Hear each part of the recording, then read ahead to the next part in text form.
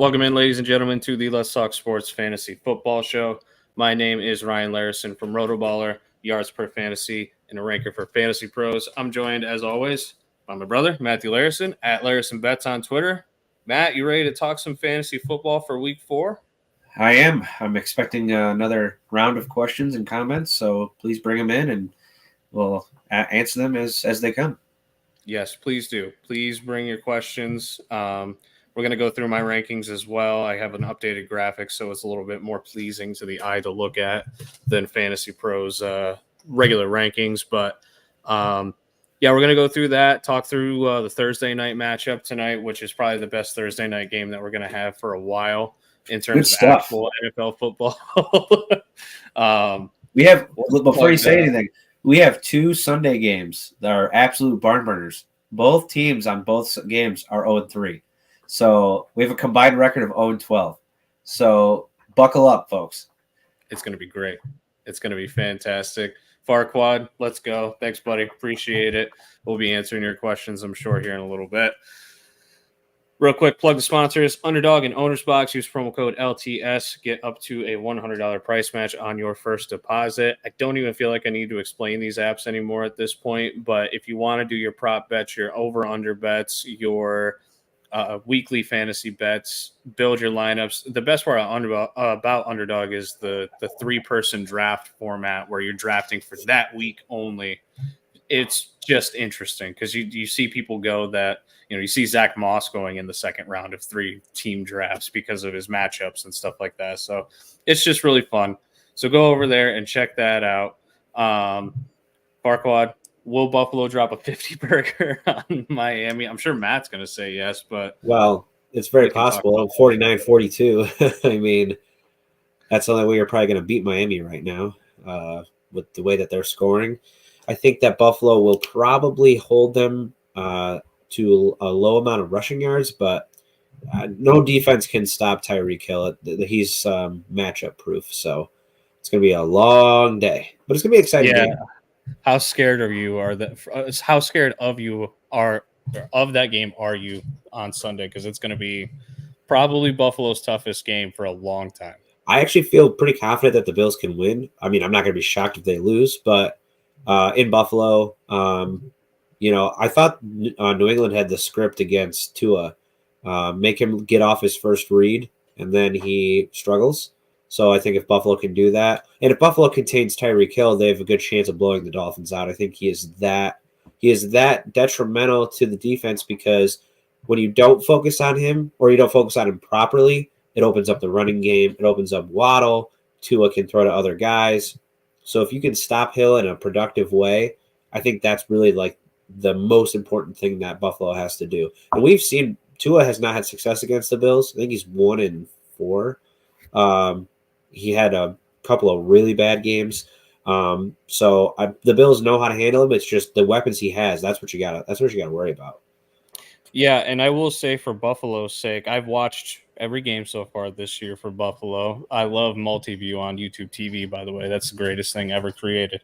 But watching their defense, the last year and a half, I would say, Trey White has been sorely missed, and he looks like Trey White this year. Like, I think that you match him up on Tyreek Hill, it's not going to shut Tyreek Hill down or anything, but it's going to keep Buffalo in the game and give them a chance. He's not doing what he did last week where he's just got 15 yards across from him and the closest defender, and he's just going to run free and have no problems whatsoever. So that's the toughest pick for me this week is who's going to win. I think I'm picking Buffalo just because it's at home, but man, dude, that's going to be a rough spot. Dolphins aren't going to go undefeated. I mean, it's impossible. It's almost impossible to do. And they got to lose. They are the one team in history that's done it, though. Right. They got to lose to somebody, and this is the kind of matchup that they could lose, and they would not feel bad about it at all. They'd be upset, but they would totally understand it. So I'm going to take the Bills in this one, but Miami probably wins the second game in the series. Yeah, I am. I'm nervous because Philadelphia plays Miami in like the middle of our gauntlet, so it's gonna be interesting. Farquad and Ryan, I'm gonna get you guys this question here in just a second. But Alan wanted to know if there was any news on Watson and Jones playing tonight. Both are expected to play tonight. Watson for sure ready to go. Jones, I think they're going to take it up closer to game time, but everything that I've read report wise out of Green Bay, there's no indication that he's going to miss tonight's game, which leads us into Farquad's tight end question. Should he start Luke Musgrave tonight against Detroit or Hunter Henry against Dallas? For me personally, I have Musgrave ranked higher, and I know that Watson coming back might spread the targets even more thin. But the matchup is so much better than what Hunter Henry is walking into. All of Hunter Henry's matchups have been against defenses that are top 5 in points allowed to tight ends so far this year. Target share is great. He's had at least 5 every single week, but this is going to be his first real test, and I'm shy away from it if I got an option like Musgrave. Well, and it's funny, the tight end position, people always wonder, like, what is it about the defense that makes them give up the tight end position so much? It's the scheme that they run. It's not really so much that they focus on a tight end. Obviously, like Travis Kelce, everybody's focusing on that, but it's really the scheme. So if they run a predominantly zone type defense or a predominantly man type defense or a predominantly blitzing type defense, that affects how much points they give up over the middle, to tight ends, things like that. So that's where you're going to see that, and that's why I like Musgrave too, because Dallas is probably going to be pretty relentless against that New England offense. Yeah, it's going to be a bounce back game for them as well. They're not going to. New England has a shot to win that game for sure. Absolutely. But it's not. I don't see them having the same issue that they had against Arizona, where they were just dead flat the whole time. Ryan Kennedy, start 1, full PPR flex spot. He's got Christian Watson, Hollywood Brown, Najee Harris, Cam Akers, or bank on Saquon Barkley playing. That is way too risky, in my opinion. They said it was a long shot for Saquon. Yeah, and he was, I think, limited today is what I saw was the official report. So, it's great that he's practicing, but I don't know if I trust it at this point. Monday night game makes that so much worse of a decision. My highest ranked out of all these guys is Christian Watson. So I think you would just fire him up and let him go tonight. Matt, do you agree with that? Disagree? I know it's risky that first game back from the hamstring injury, but the matchup is decent.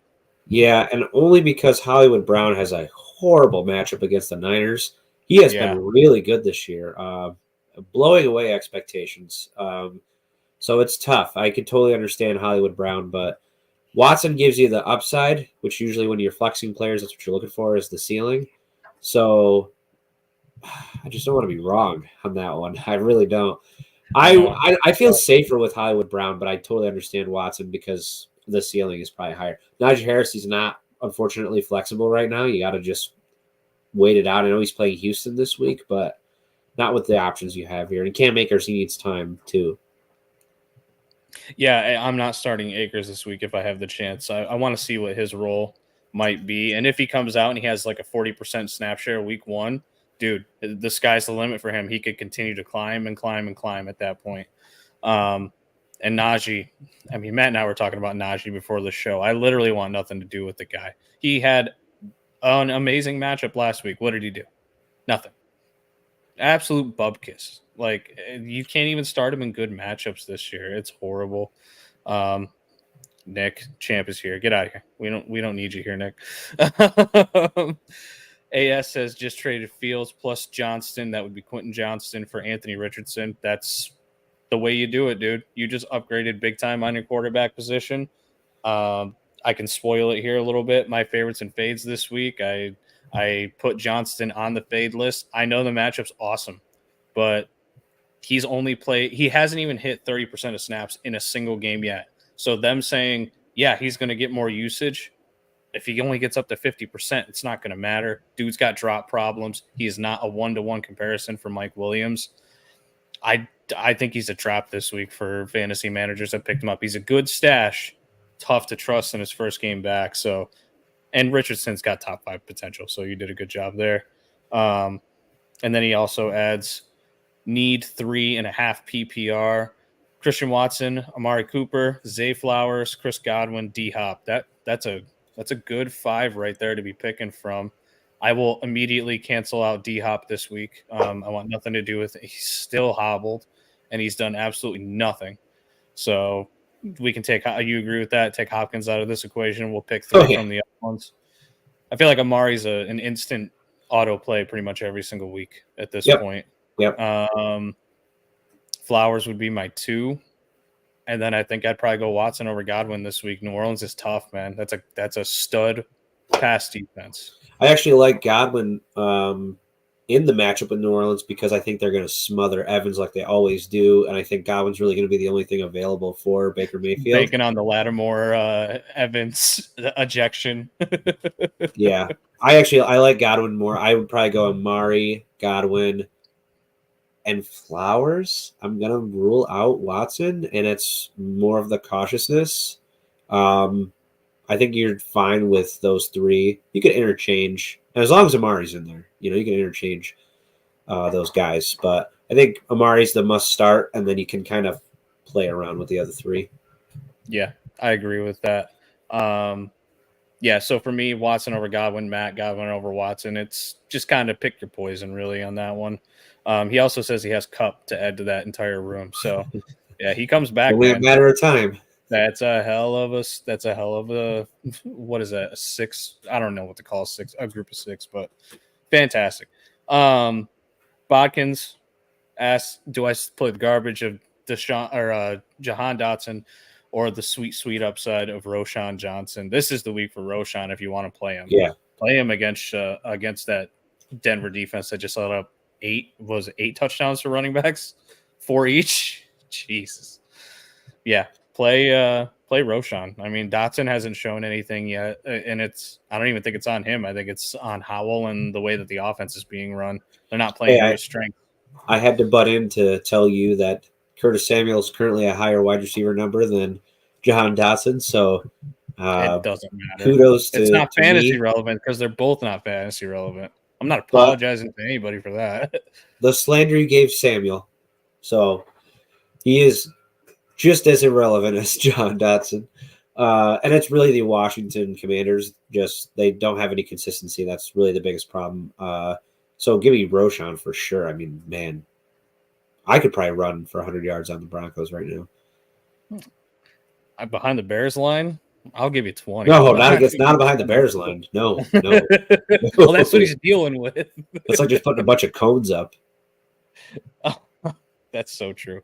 AS says his RBs are Pollard, Swift, Najee, Kamara in a 12 team. Yeah, that team is stacked, dude. Except for Najee. Get Najee the hell out of here. He's friggin' horrible. If he has a good week this week, there's my advice to you. Trade him. Get something. Because the schedule for the Steelers isn't great for running backs as is. And Swift has been not good. With the injuries that have happened so far to running backs, Pollard is like top 3 now in fantasy. Like he's probably gonna be top 3. He's been in my top 3 pretty much every week in the rankings. Eckler's been out for a while. You had Barkley get hurt. You had Chubb go out for the season. Like all those guys that were ahead of him, he's now able to take a leap above. So, dude, I feel so bad for this guy because I've been here. He says I'm 1-2, lowest points scored in the league, and he's in 9th place overall. Isn't that crazy? Dude, I get it. I do, and this is one of those things where like Matt and I have both in our league gone 0-5 and made playoffs. Like you can't you got to stick with the process sometimes. I usually lose the first 4 games, so yeah. I won week 1 this year. That never happens. I won it in most of my leagues. So yeah, don't give up. I think you got a good squad. Farquad, pick 1 RB, 1 wide receiver, 1 flex. Tank Dell, Chris Godwin, Christian Kirk, Damian Pierce, or David Montgomery. So the RB is Monty Pierce. I go Monty over Pierce. Oh, okay. All right. It's kind of the same guy, in my opinion. And Monty's coming back. Did you know that Pierce has not topped 50% of snaps in any game so far, and he hasn't hit 40 yards rushing in any game so far? Yeah, unfortunately they're both. I don't like either. I'm taking the lesser of 2 evils. And maybe Pierce gets in the end zone. You might get lucky, but Monty, he gets a lot of stuff. He's been hurt. He's coming back. Denver's going to be ready, or I'm sorry, Green Bay's going to be ready for that. And hopefully Gibbs can finally come out of his shell. I mean, God, what a disappointment that's been. So I guess I'd take Pierce. I'm not happy about it. Wide receiver, Godwin. Flex is absolutely Tank Dell. 100% Tank Dell. I've stashed him all year, and finally he broke out last week. He's going to be Stroud's number one target probably in the next few weeks for the rest of the season. And the Texans actually look pretty decent on offense, so it might be a good year. So give me Dell all day long. Yeah, it's funny because Tank Dell is actually my highest ranked wide receiver of these three this week. I got him at 24. I think he's going to have a big week. And I think Collins is very startable as well. I think both these guys finished top 36 this week. Collins gets enough targets every week. Dell is the guy who he doesn't even need him. If he only gets 4 targets, catches all of them, he can go for 150. That's how explosive he is. So I think no matter what, start Dell. And then for the wide receivers out of the two, I'd probably go Godwin over Kirk. A little bit safer option, I think. So yeah, that would for me it'd be Monty, Kirk, or I'm sorry, Monty, Godwin, Dell. Matt, you say Pierce, Godwin, Dell. Yeah. Yeah, so coin flip the running back. We got to get a third person for some of these. We just got to get a person to call and to have him break the tie. But yeah, so that's the question so far. I'm sure we'll get more as we go along here. We usually do as soon as I bring up my rankings. But look at that nice shiny new graphic right there compared to all the other ones that are so terrible. So quarterback rankings, here's my top 24. I got Josh Allen at 1, Herbert at 2, Hurts 3, Mahomes 4, 2 of 5, A-Rich 6, Cousins 7, Lawrence 8, Lamar 9, Daniel Jones 10, Burrow 11, and then Brock Purdy coming in at 12 is my favorite streaming option that's most readily available to everybody this week. And then, obviously the next 3, Geno, Love, Russell Wilson are my top 3 kind of, guys that'll finish right outside that top 12 that'll still be fantasy relevant. And then past that, it's all kind of a shotgun approach, and you hope and pray. Goff has a tough matchup tonight. Fields has been terrible. Stafford loves to throw interceptions. I think Stroud can have a decent game, but Pittsburgh is giving up more to skill position players and quarterbacks. So it was kind of hard for me to rank them any higher. Anything on that list specifically you want to talk about in terms of too high, too low, Matt? Well, I was going to ask you, do you know who the number 1 quarterback in fantasy is so far this year? Number 1? Pretty sure it's Cousins in 4-point. Kirk Cousins. Yeah. And that is phenomenal. And we said it all this off season that it was going to be that way because he's not going to probably finish number 1. He's going to be in the top 10 for sure this year. It's because the Vikings defense is so bad. Absolutely atrocious. He is going to have a hard time this week against Carolina. They have a good secondary. They have a good, solid defense. They didn't look at last week against Seattle. Seattle kind of opened up on them, but I think that they play a more conservative approach with I'm sorry, the name is slipping me. Bryce Young at quarterback. They're kind of slinging it around with Dalton. Looked pretty good actually, but Young's going to be back, so it won't matter. Richardson is, man, if he can just not get hurt, he is going to explode this year. He is going to be a great fantasy quarterback, but he kind of reminds me of Josh Allen in the beginning when Josh Allen was first coming in, but at least so far he's been banged up a lot quicker than Allen did, so hopefully he doesn't have that issue. I would not put Brock Purdy at 12. I would have Geno and Jordan Love higher than him. And that is giving credit to Arizona. If Arizona is smart, obviously they want to get a good draft pick, but they should not lose their coach. He has been competitive in every game so far this year. They've actually looked pretty decent. They just know that they don't want to win because they know that the future is what's important. And I think that affects things, but he's coached really well. They're not getting blown out by any means.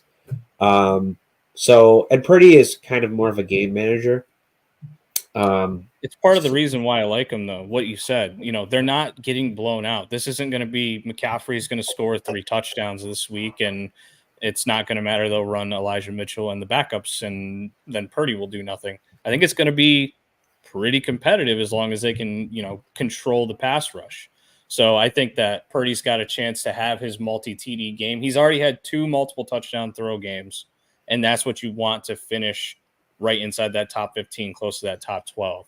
So that's why I'm banking on him kind of being the most readily available streaming option to play over some guys like Dak or Deshaun Watson or Matt Stafford or guys that people that have Fields. Like I think Purdy is the much better option than those guys. Yeah, I like Geno against the Giants. Giants have been absolutely terrible. I think they continue to dominate offensively. And the Giants will probably score some points on Seattle. That's Seattle's goal is to score more points. They don't really care about giving up points right now. So I think the fantasy points are kind of in Geno's favor there.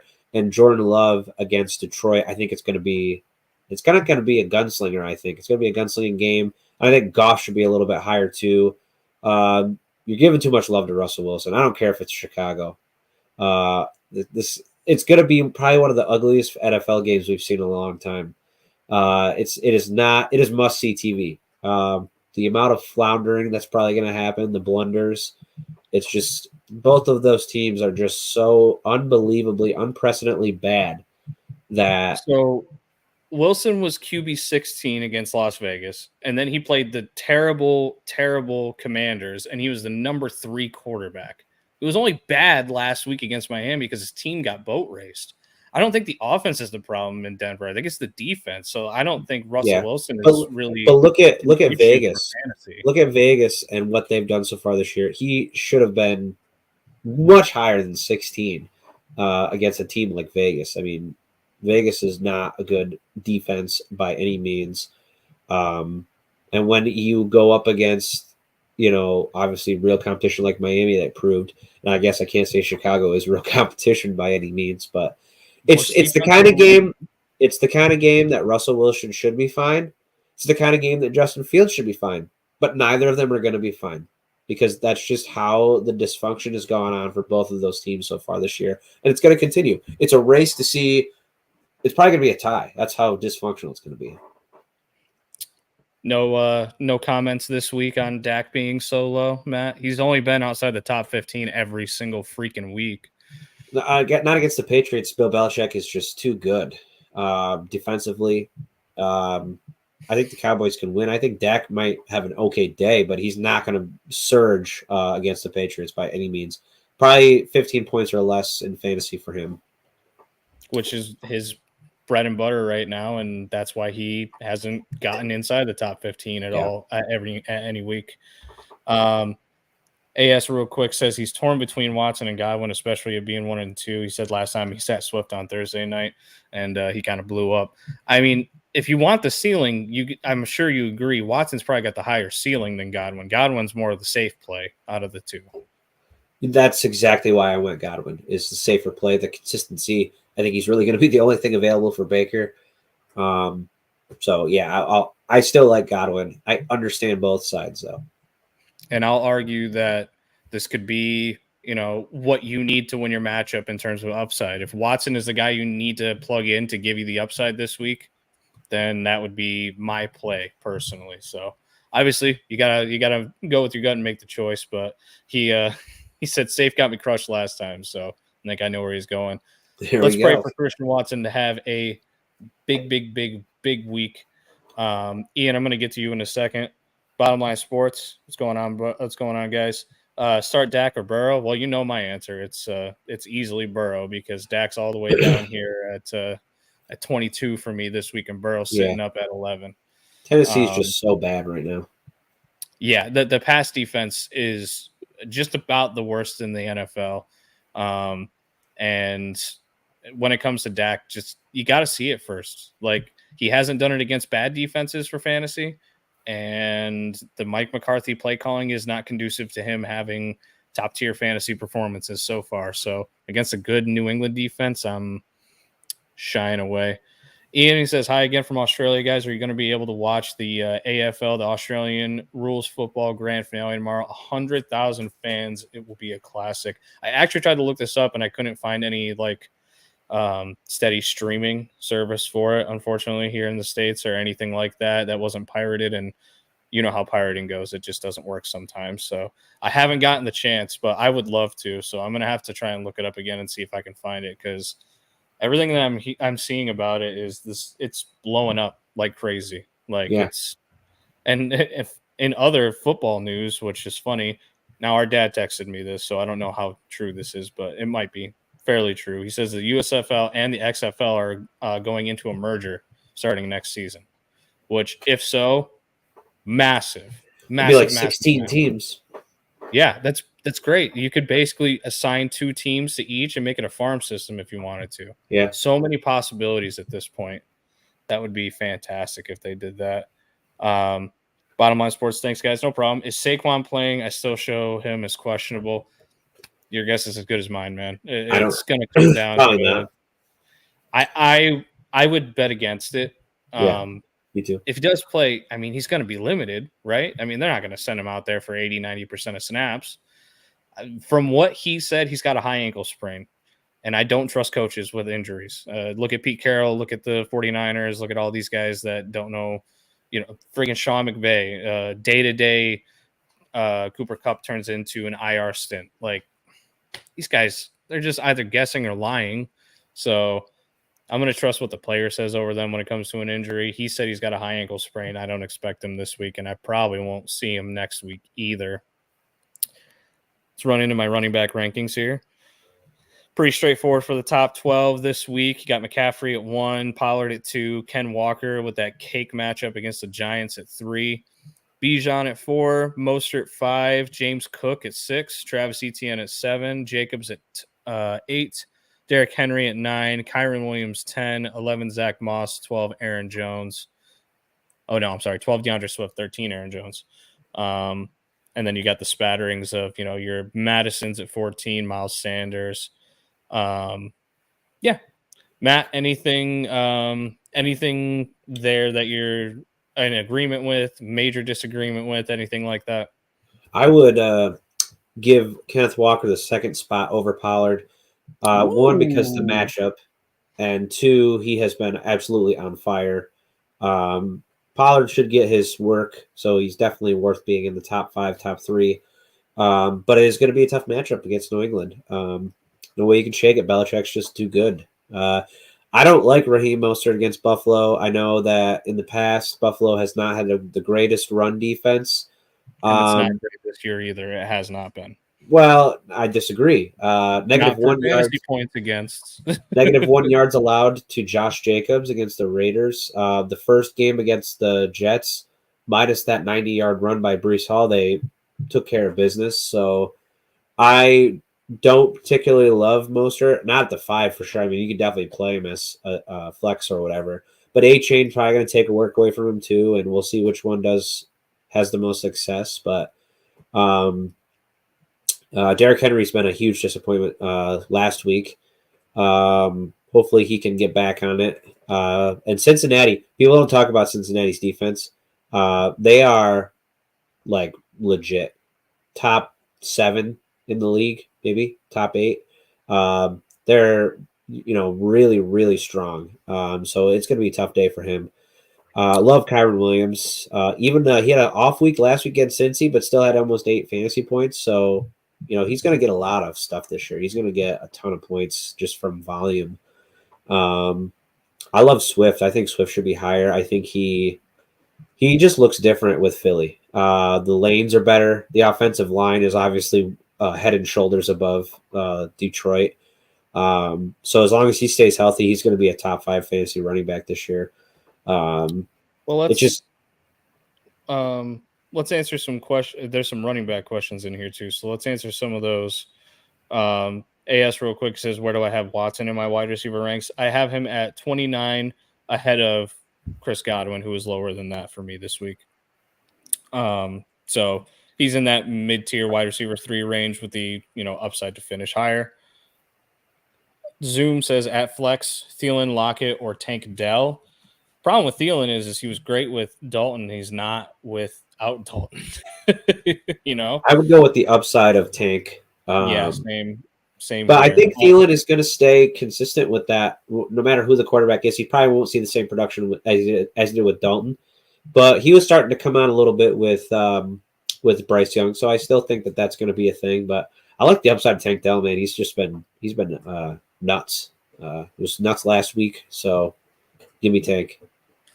And I'm actually going to change my answer to Lockett. I have him a couple spots higher. I think this week against the Giants on Monday night, the Seattle offense is going to get points. This is a week that Lockett could have his 2-touchdown game. It's one of those matchups. So I love Tank Dell, but I think that Lockett is a better bet to have that big time game than let's see, Tank Dell's playing against who again? Pittsburgh. It could go anywhere else. You know what I Yeah. mean? It could go to Collins. It could go to Pierce because they can't stop the run there either. We got Roderick, Montgomery, or Pacheco, and then 2-2 Dubs or Jaden Reed at flex. All of it is full PPR. Pacheco. For me, it's Monty. I have Monty ranked higher. I have him at 16 this week. I think he's going to have a fine game coming back. So, why are you for Pacheco over Monty, Matt? Excuse me. I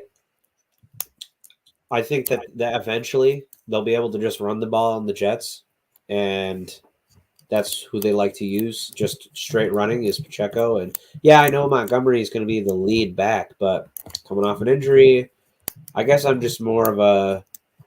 more timid with these guys who get injuries all the time, and then they try to come back, and it's It not was like just a thigh bruise, though. I mean, it was just a I thigh was that contusion. put him out for a while. I mean, it's not It was only a something. week.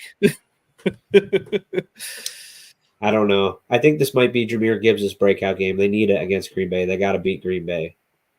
Listen, I've been calling for the Gibbs breakout for 3 weeks. I'm not doing that anymore. I'll wait until it happens.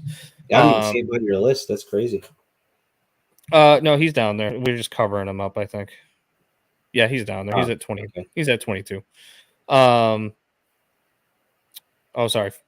Bottom line, I'll get to you in a second. Roderick sent a follow up real quick. He said Jalen Warren or Quentin Johnston at flex. So my answer is going to be Warren. The matchup is great for Pittsburgh, and he's getting pretty much half the work. So I think it's tough. Obviously, Johnston has higher upside against Las Vegas. I'm not buying into Johnston week 1 without Mike Williams. Only 30% of snaps throughout the first 3 games. I'm just not convinced. He has not impressed me whatsoever. So I'm interested to see what your answer is. Well, let me just defend Josh Palmer for a second. This guy has been with the Chargers for a while, consistent, most of his time with the Chargers. Now that Mike Williams is out, we've seen him have a lot of success when he isn't there.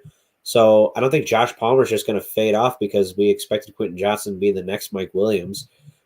So I think that has a lot to do with that. And I think if Johnson is going to be something, it's going to take time. It's not going to be, this is our guy now.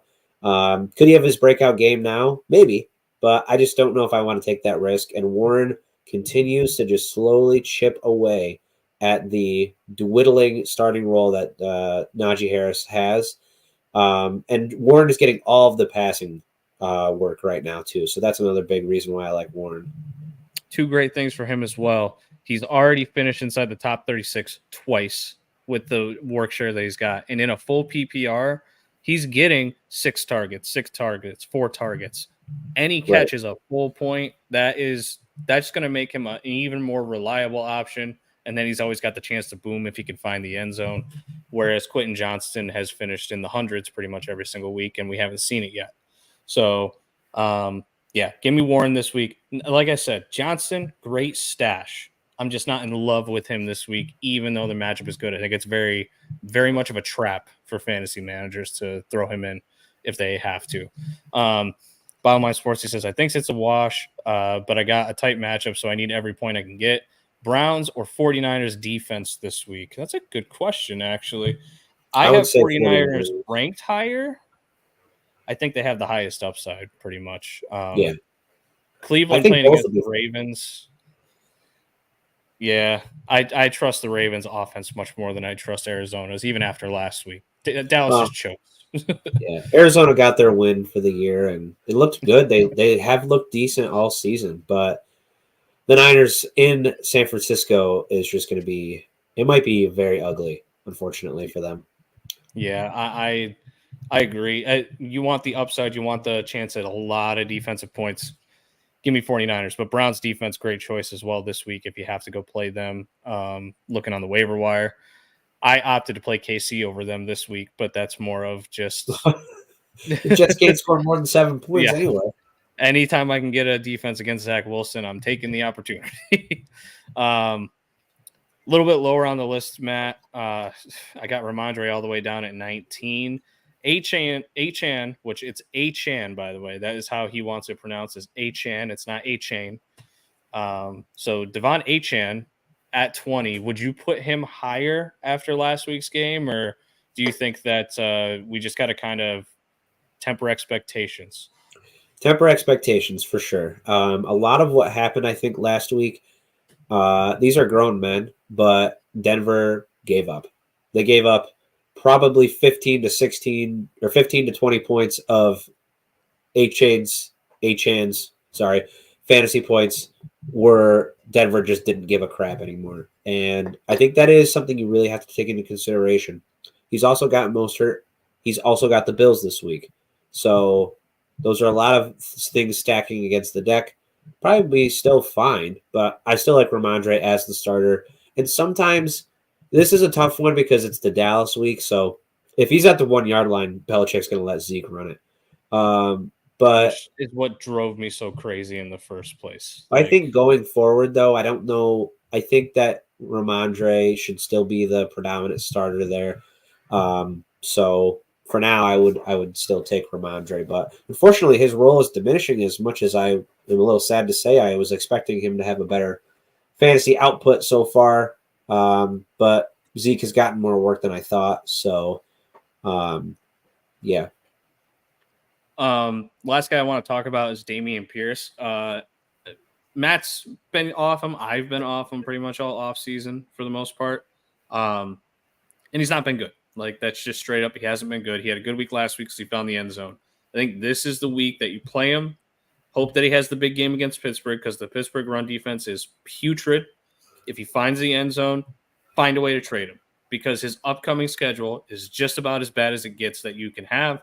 And if you want to even project forward, you look at the fantasy playoff schedule, Tennessee twice, who's the top tier run defense. And then there's another really good run defense in there. I can't remember off the top of my head. So I want to bring him up because I think you can play him this week and I think he's going to have a good week. But if he does, sell him fast if you're having a hard time selling him right now because I don't want any part of him after this. Too much Devin Singletary, too much inefficiency. This offense throws way more than any of us projected. So sell if you can. Yeah, I agree. Let's move on to the wide receiver position. Top tier guys, pretty obvious, pretty easy. Jefferson 1, Diggs 2, Tyreek 3, Devontae Adams at 4. He could have a massive week against the Chargers. Jamar Chase at 5, Keenan Allen 6. What a season that dude is having. AJ Brown 7, CeeDee Lamb 8, Amon-Ra at 9, 10 Chris Olave, 11 Devonta Smith, 12 Puka, 13 Cooper, 14 Ayuk, 15 Metcalf, 16 T Higgins, 17 Calvin Ridley. They got Debo 18, 19 Waddle, Pittman at 20, Locke at 21, Evans 22, 23 Judy, 24 Tank Dell. Debo is the one I wanted to talk about. Debo has not practiced this week. That's why I had to bump him down my list and move Ayuk up. Ayuk is participating in full, and Debo might miss. If Ayuk is the only wide receiver there out of those two, he's going to shoot into the top 12 for sure for me. Do you agree with that, Matt? Or, yeah, I kind of figured. We're both pretty high on Ayuk. Yeah, it was unfortunate that he got injured right out of the gate, but he looked really good in that first week. One of the most frustrating things about wide receivers, AJ Brown and Devontae Smith should be one thing because here's what happens. And you can look this up. One of them explodes and the other gives you 3 points. It cannot be both at the same time. It just cannot. It happened twice last year. I remember writing about this. So you're like literally guessing which one's going to be the one that gets a lot of points each week. And that's just so frustrating. But I mean, where they are is fine. I hope Chase, for my purposes, has a great week this week. He's going up against Tennessee. Realistically, he could be the number one with Yeah. that matchup.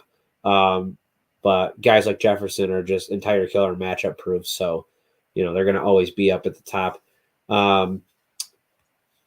Amari Cooper against Baltimore is really tough because Baltimore could shut them down and he could really have a disappointing week. If T. Higgins wasn't playing the Titans, I would drop him below most of these guys because he has been a massive disappointment besides one game this year. And I don't know if it might probably just be because of Burrow's injury, but hopefully he picks it up because He has had the most, and I will say most, outside of any Jets wide receiver, because we kind of have to quantify it at this point. Outside of any Jets wide receiver, T. Higgins has the most uncatchable targets on the season, which is just ridiculous. So basically, every time Burrow looks at him, he's throwing it at his feet, he's throwing it over his head, he's throwing it out of his reach, which just it drives me crazy because me and you have this friendly back and forth about T. Higgins is good, T. Higgins isn't good. Like you can't win that argument when the dude doesn't have balls thrown his way that can be caught. Like that's just I want to be able to prove my point, or you want to be able to prove your point, and we can't do that because he's not getting balls that are catchable. Yeah. We just don't know anything about the Bengals right now because of Burrow, unfortunately. And I mean, as a Bills fan, I don't want them to succeed, but it would be nice to know what the heck is going on so we can figure this out. I've got Burrow and Chase in our home league, so I'm kind of at the mercy of them being successful. But Ridley has been kind of disappointing after that first week, which is really sad. Past 2 weeks have been bad, but this is London week, Matt. I think The this week London he's got Jags. the chance to really pop off. Are you going to watch the Toy Story game on Disney Plus? Yeah, I told Evie about it, so that's a good way to get your 5-year-old involved in football, guys. Is let them watch them in Toy Story version. So hopefully it works It's going to out. be But real time animated. Isn't that friggin' insane? it was impressive. Hopefully the game's not scripted. All I see in the comments on videos on TikTok and stuff is I can't wait for a fight to break out on the field, or what happens if a Nick Chubb injury happens. Like, does the leg pop off of the toy or whatever? Oh, it's gonna be horrible. But I don't know how you can put Mike Evans at 22 against Lattimore. it's It just Lattimore. Lattimore week is always rough for Evans. It's I mean either he's got to be lower. I see. I got you. Well, and the thing is his career against Lattimore has been horrible. He's had a couple games where he's overcome the narrative. The big thing here is he's just proven to be the steady Eddie target of Baker Mayfield. We kind of figured that Godwin would be the leader of targets. It's not even close. Like it's just not. So he's going to get peppered. He's going to get the targets. As long as he doesn't get another friggin' ejection in this game, I think he's still going to finish as a wide receiver too. But this is probably the comeback to earth week for Mike Evans managers. Like just, manage your expectations. If you follow the NFL, you can follow these types of narratives and storylines and see what goes on with it. So, Right. The Broncos receivers, dude. I know we've talked a ton about the Texans receivers, but you can't tell me that if you've got either of Judy, Sutton, who's been sneaky good, or Yeah. even Marvin Mims, that you're not trying to find a way to flex them this week against Chicago because they could win you your week. Yeah. Yeah. No. And really, when Sean Payton came into the scene, you thought, oh, Denver's defense is probably going to be pretty decent, but they might be the No. worst in the NFL. Just absolutely terrible. So they've got to score points. So I think that's where a lot of the success is coming as well. So yeah, I like Sutton a lot, actually. He is kind of like Russell Wilson's guy. So I'd watch that as the season goes on because if the consistency continues, I think he starts bumping up ahead of Judy. Yeah, Judy's definitely the higher upside guy. Second week back from a major injury, and he only caught a couple passes, nearly 100 yards. So, like, the explosiveness is back. That's what he's known for. And I'm assuming he can use this game to kind of get right and have a big-time performance. No one else I really talk about. Waddle's probably too low. He will get bumped up a little bit, most likely, as long as he just cleared concussion protocol today completely. So he's been practicing in full. I have a feeling if Miami really wants to secure this win, it's going to be a Tyreek Hill week because Buffalo has always had a hard time with two players, Tyreek Hill and Travis Kelce, whether he's been on the Chiefs or he's been on the Dolphins. So I feel like that's where I'm kind of putting my money on for that. But if you have Waddle, he's still a great play this week. Tight end position. Obviously, we don't got to go all the way to 24. There's very few teams that, or very few leagues that we got to get down to the 24th tight end. But I'll run through the top 15 real quick.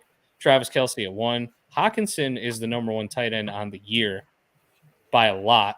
And I just want to take a small victory lap because I had a lot of people say that I was dumb for having him over Mark Andrews during the draft process.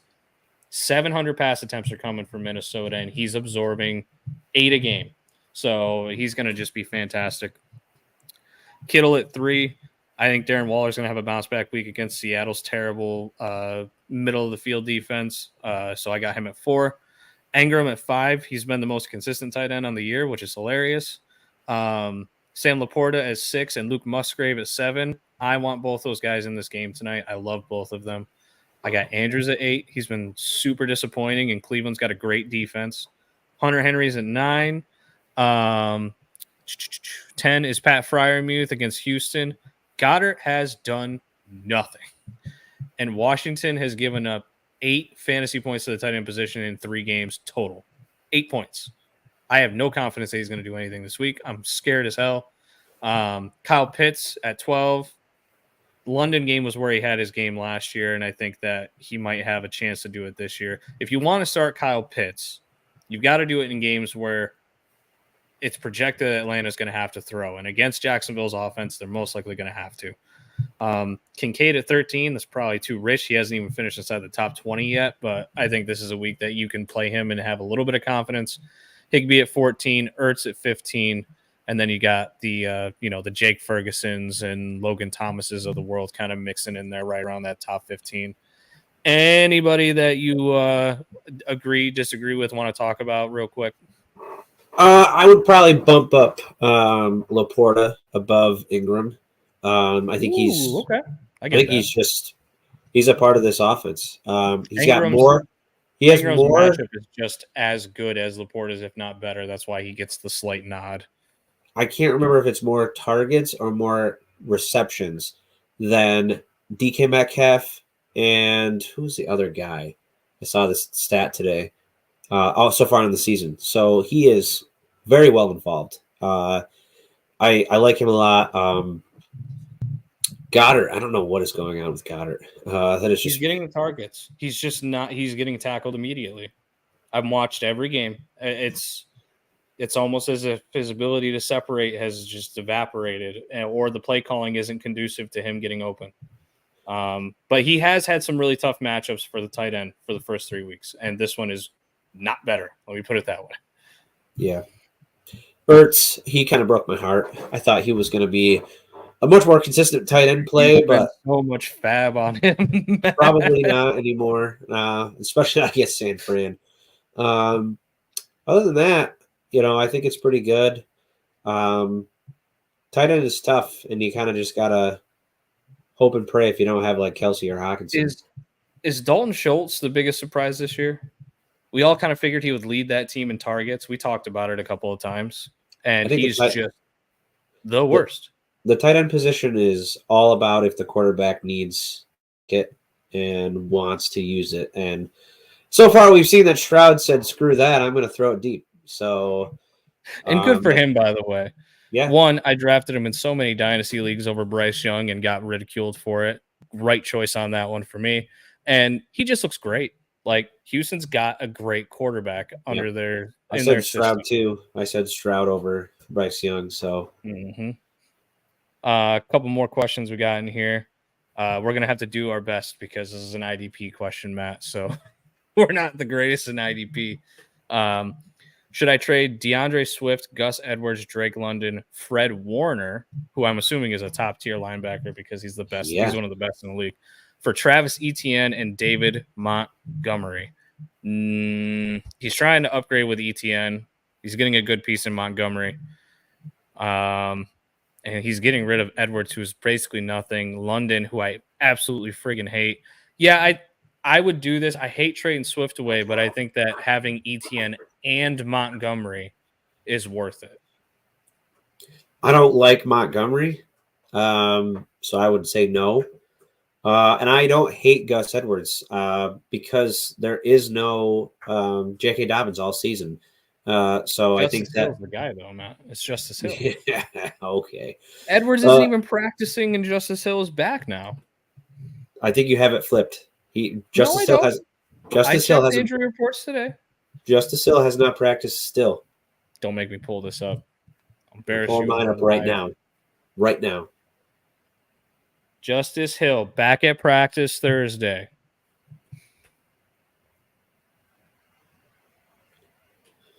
Gus Bus no longer in concussion protocol. Okay. He didn't practice today, though. He's not even questionable on the thing. Neither is Justice Hill. Yeah. His Q's gone. And he's projected for more points because the Vegas bettors know that he's the better running back. Yeah, when has projection points done you any favors? We're not going to talk about that. Look at that. There's a little tiny questionable tag right there. That must be an update because I don't see that. Yeah. Regardless, I like Justice Hill more than Edwards. Not that Edwards is bad, but Hill just is more explosive. He's the better player, in my opinion. I'm worried DeAndre Swift is going to absolutely feast this year. And I don't think rest of season. We've got a gauntlet coming up of defenses, Matt, and I'm Philly's totally running 100% game is honest. Philly's running game is matchup proof because it's their whole offense, their identity. So I don't think it matters. That's tough. My answer would be yes. I think it's good because ETN is good. He's an upgrade technically over Swift, and Montgomery is a really good too. So you get two really good starting running backs. But I agree with Matt. It's about as close as you can get to a 50-50. Gets pick 3, full PPR, Miles Sanders, Jahmyr Gibbs, Achane, Ford, Zach Moss. That is a phenomenal RB core, by the way. I'd probably go Gibbs, Ford, and Moss. Over Sanders? Yeah, Sanders is hurt right now. He's fine. He's had that groin injury all year. It's Miles Sanders, Matt. He's gonna be questionable every week. I'm taking Gibbs for the upside. Ford has been consistent. He looked good, and he's taken over for that Cleveland team. And Moss is just, he's a different player, man. We should ran like that in Buffalo. Jeez. I guess you could probably switch out Ford for Sanders because of the matchup with the Ravens. So I could understand that for sure. Yeah, give me Sanders, Gibbs, and Moss as my 3. Says the other 2 dudes I asked don't say Sanders either, which I was surprised by because he's projected the most by 3. Listen, Sanders had his most productive game last week, and he had his fewest amount of touches. He's got a good running back schedule coming up. His first 2 games were about the toughest matchups you're going to get. He's going to average 15 to 20 touches, not carries, touches, and he had 9 freaking targets last week. You play Sanders every week, he's going to have a good game. Super C&B challengers. Oh, real quick. Hey, bosses at Yards Per Fantasy. That's probably Alex. What's going on, buddy? Trade away Sutton and Montgomery for Ramondre. Full PPR. I don't think so. I mean, I'm just liking the upside of Sutton right now, and I guess I'd have to know what the depth is on the roster because I do think Ramondre is an upgrade from Monty, but I don't think it's big enough to lose a guy like Sutton too, though. Yeah, I agree. That's tough. That's a tight one. I'm so glad that people are offering trades that are actually like it's right down the middle. Like, yeah, a couple of these questions have been about as tough as it gets. He says right now Sutton is on his bench. Dude, depth's important though, man. It's about as important as it gets. If you get even one injury, Matt has made so many trades that his week 7 matchup against me is basically a white flag because all of his guys got a week 7 bye or there's some injuries. So like, I'm taking it, but that's just the way it is. I'm a little disappointed. I like our games more than anything. If that's the week I win, Ryan, would you trade Kareem Kareem Hunt for Jaden Reed. So this is a depth move. I like the Hunt potential. I do. Yeah, I think because Watson's coming back too. Watson's coming back, Romeo Dobbs has proven that he's the for sure two. I mean, he had 12 targets last week. I love being able to stash Reed, but I don't think I would do it over Hunt. If I was staring at both these guys on the waiver wire, I'm picking Hunt up and stashing him over Jaden Reed. Plus, you're not factoring in Aaron Jones coming back tonight. He's going to get his targets. Luke Musgrave, he's going to get 5 usually targets a game, if not a little more. Leaves a little bit too little on the rest of the pie to take for Jaden Reed. Matt, before we leave, do you got anything that you want to add here? Oh, well. From a fantasy perspective, I think trade all the time. Like people who say I gotta wait till week 6 to trade are the ones who play for the toilet bowl. Are you talking to Dad right now? I'm talking to all these people. Like, if you find somebody sends you a good offer, or you can make a good offer, take the offer. Don't play this. Oh, I got to see what my guys are doing. Like, you could say that about maybe 2 guys on your roster, but you know what you know. Make those deals. Don't wait. It's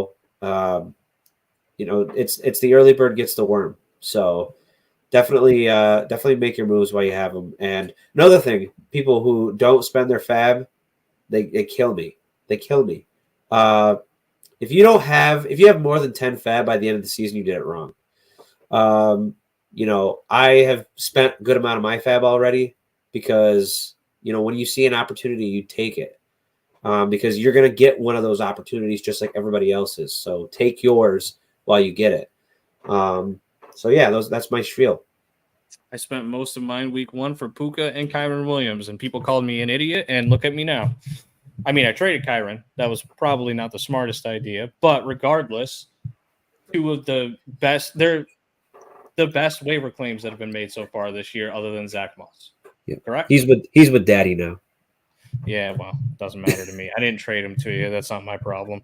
You just had a trade go through Prescott and Palmer for DeAndre Hopkins, so your love for Palmer just backfired on you, you shyster. Not really that trade. I would honestly rather have the Dak side. I hate Hopkins right now. Yeah, it's a bench move for sure. Yeah, for you just need depth at wide receiver. So I get what you did. Okay. We'll do one last one. Bottom line, Latavius Murray or McKinnon. Good Lord, man, you must be playing Dynasty in this one because this is a deep, deep, deep cut. McKinnon. Murray's too touchdown dependent right now. This probably isn't the game you want to start Latavius, right? Like you want to start him in games where the Bills are projected to win by a lot because then he'll get his touches later. 18 touches a game right now for James Cook. Over 100 yards on average total. Like he's just the dude. He's just the dude. Gangsta Boy YouTube. Thanks for the insight. Not a problem. Guys, we're going to leave this here. If you want to see my favorites and fades, go to Fantasy Football for the People's YouTube channel. If you're not watching it already, give it a like, give it a subscribe. It would help me out a lot. I'm actually growing pretty well over the past few weeks. Tons of views, lots of views on my shorts and stuff that I'm doing on there. So I'm pretty happy with it. And you guys have been more than accepting. So you're working with me as I try to navigate this, doing videos on my own. Talking to Matt is easy. I've known him my whole life. Talking to a computer with a script is the weirdest thing I've ever done. So it's not the easiest thing to do. That's for sure. But that drops Saturday morning at 8 a.m. EST. So you can check that out. And let's see. I don't know if I'll be doing a show on Sunday, but Matt, your Let's Talk Bet show already aired this week. So do you got anything else coming up this week or no? Nope, just that on Wednesday. We're trying to navigate the AFC show on Tuesday. So hopefully we can do that. But as of right now, Let's Talk Bets 5:30 Eastern. Baseball playoffs is going to be a good topic of discussion this Wednesday coming up. So good stuff. Good stuff. All right, guys. Follow us on Twitter if you haven't. Both of them are at the bottom of the screen there. And we will, once I get my outro video up here, we will see you guys next time. Take care.